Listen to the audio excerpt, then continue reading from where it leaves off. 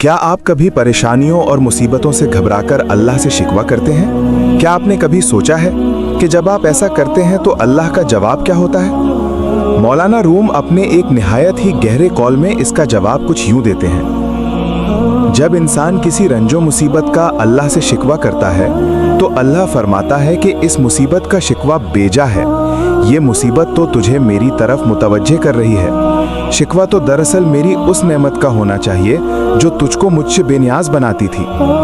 ये कौल हमें सिखाता है कि जिन मुसीबतों को हम परेशानी समझते हैं वो असल में अल्लाह की तरफ से एक रहमत होती हैं।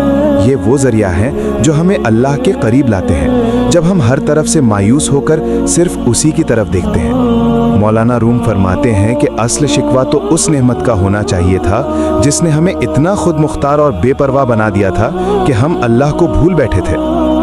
ये पैगाम एक अनोखा सबक है कि हर आजमाइश में एक छुपा हुआ तोहफा होता है और हर मुश्किल हमें हमारे खालिक से दोबारा जोड़ने का मौका देती है। अगर मौलाना रूम के इस गहरे पैगाम ने आपके दिल को छुआ है तो इसका हिस्सा बने। ये वीडियो अगर आपको पसंद आई है तो इसे लाइक करें ताकि ये पैगाम मजीद लोगों तक पहुंच सके। हमारे साथ जुड़े रहने और ऐसी मजीद मालूमाती वीडियोस देखने के लिए हमारे चैनल को सब्सक्राइब करें और हमें कमेंट सेक्शन में ज़रूर बताएं कि आपका इस कॉल के बारे में क्या ख्याल है या आप किस मौजू पर अगली वीडियो देखना चाहते हैं।